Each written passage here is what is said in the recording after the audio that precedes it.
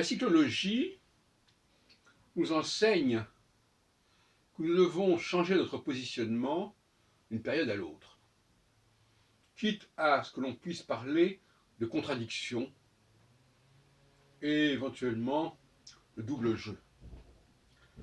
On va prendre le cas de la question juive. Et il est vrai que les juifs eux-mêmes ont souvent du mal à se positionner et ils peuvent tenir des discours contradictoires.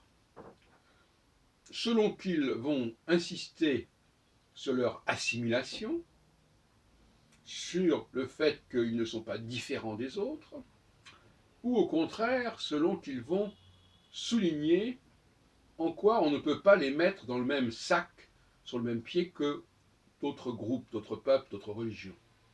Alors, ces deux positionnements ne sont en quelque sorte incompatibles. Et ils ne peuvent exister que dans l'alternance, si on peut dire. Vous voyez ce que je veux dire? Dans l'alternance, c'est-à-dire que, selon les situations, c'est le positionnement 1 ou le positionnement 2 qui devra prédominer. Et il est rare qu'en tant que juifs, nous soyons clairs à ce sujet. Et tout comme il ne faut pas faire cohabiter des populations incompatibles ou des valeurs incompatibles, il faut essayer aussi de ne pas faire cohabiter des propos incompatibles, qui ne sont pas compatibles en un seul et même endroit et en un seul et même lieu.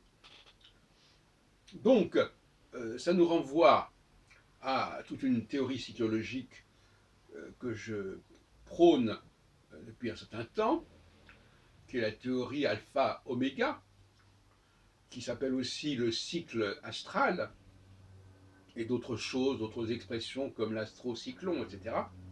C'est à ça que ça nous renvoie, et c'est un exemple de problématiques qui se présentent dans des tas d'autres situations, avec d'autres sortes d'autres populations.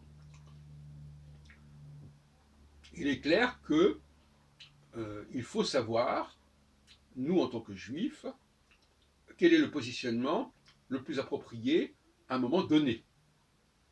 Et il faut savoir changer son positionnement en temps utile et donc de prévoir suffisamment tôt le basculement nécessaire. Il en est de même, bien entendu, dans toutes sortes d'autres domaines, comme par exemple le rapport entre les hommes et les femmes. À certains moments, il est bon de distinguer les deux sexes. À d'autres moments, il est préférable de ne pas souligner à l'excès les différences et de pointer, au contraire, les ressemblances. Et c'est cette espèce de philosophie dualiste qui n'est pas encore entrée dans les mœurs et qui n'a pas encore même été complètement analysée par les sciences sociales ou par la psychologie, la psychanalyse, etc.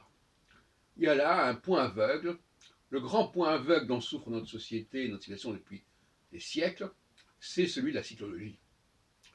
Alors, avec des palliatifs comme les élections, etc. Mais ça ne, ça ne remplace pas une véritable connaissance des cycles. Au contraire, c'est ce que j'appelle la surconscience. Ça vient interférer parfois, plus qu'autre chose, avec cette véritable connaissance, puisque ça propose une pseudo-connaissance qui va donc être en concurrence avec la réalité subconsciente. Puisque l'astrologie nous parle essentiellement d'une réalité subconsciente. Et beaucoup de choses en nous sont subconscients. Notre appareil circulatoire, notre appareil digestif sont en grande partie subconscients, sauf lorsque nous sommes atteints d'une pathologie. Et selon moi, nous avons aussi un appareil cyclologique en nous-mêmes, quelque part, qui nous permet de capter certains processus cycliques, certains repères cycliques, notamment dans le ciel. et dont nous n'avons absolument pas le contrôle, si ce n'est qu'à certains moments, au niveau d'une pathologie sociale, nous vous apercevons que le fonctionnement subconscient de notre société est décalé par rapport à ce que nous croyons être la vérité du moment, telle qu'elle est déterminée notamment par le résultat des élections et les programmes qui sont validés par ces élections. Donc, si on étudie l'histoire des Juifs sur une certaine période, eh bien, on s'apercevra que justement, cela va osciller entre ces deux positionnements, non seulement de la part des Juifs d'ailleurs, mais de la part aussi de leur environnement, bien entendu. À certains moments, on va dire, mais oui, mais les Juifs sont des gens comme les autres, on pense à l'abbé Grégoire à la veille de la Révolution française, et puis à d'autres moments, on va dire au contraire que ce n'est pas le cas. Alors justement, quelle attitude avoir en tant que Juif par rapport à cette situation? Ben, il faut savoir à un moment donné ne pas nier la différence. Et à d'autres moments, reconnaître les similitudes. Mais ce n'est pas facile. À certains moments, il vaut mieux dire qu'il y a une sorte de... que le Dieu d'Israël est aussi le Dieu des autres peuples. À un moment, il vaut mieux dire non, mais finalement, ne nous trompons pas, n'affirmons pas des similitudes qui n'existent pas, et affirmons, reconnaissons les différences. Donc on est constamment dans cette oscillation, dans cette alternance, qui peut donner un peu le tournis d'ailleurs, en vérité, et qui fait que toutes les analyses, quand elles vont dans un sens ou dans l'autre, se retrouvent tôt ou tard fausses, puisque en réalité, ce qui est vrai, c'est qu'il y a l'alternance, justement.